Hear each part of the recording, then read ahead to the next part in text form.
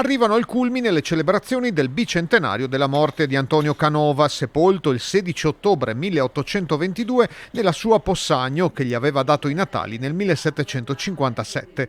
Mostre, pubblicazioni e lavori di restauro sono al centro dei programmi pensati dal Museo Gipsoteca e dalla Fondazione. Siamo fortunatamente abituati al bello e a Canova e, come dicevo, vogliamo riportare tutto il nostro museo a quello che è lo splendore natale, iniziando dalla sua casa natale per arrivare poi all'Ala Lazzari e all'Ala Scarpa. Nella volontà di restituire la casa con quegli elementi utili a mantenere quella che è la casa natale dell'artista, quindi quell'aspetto, se vogliamo, romantico, che si senta che è la casa dell'artista, ma allo stesso tempo dotarla di quella che è la strumentazione utile a essere un museo dei giorni d'oggi. La rinnovata casa museo sarà inclusiva e accessibile per sordi e ciechi, a misura di famiglia, con le visite guidate domenicali. Dal 28 settembre sarà online il nuovo sito. Possagno è al centro di tutte queste attività perché l'artista qui è nato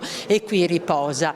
Quindi il 16 di ottobre ci sarà una giornata davvero molto intensa, all'apice di queste celebrazioni. Alle 11 il vescovo di Treviso Michele Tomasi presiederà la messa al Tempio. A seguire sarà inaugurata la casa natale dell'artista. In serata il presidente della Fondazione Canova, Vittorio Sgarbi, terrà una lezione magistralis arricchita da brani musicali. Vogliamo essere in tutto e per tutto un paese turistico, come dobbiamo essere, in onore al nostro più grande concittadino Antonio Canova, e quindi abbiamo rifatto tutto il Viale Canova, rifaremo anche una parte della piazza, abbiamo fatto 2 anni fa tutta la piazza e quindi vogliamo essere un paese turistico, vogliamo presentarci al meglio ai turisti che vengono a godere di Canova. La mostra su Canova al Museo Bailo di Treviso è stata prorogata al 2 ottobre, mentre a metà mese aprirà a Bassano l'esposizione Io Canova, genio europeo.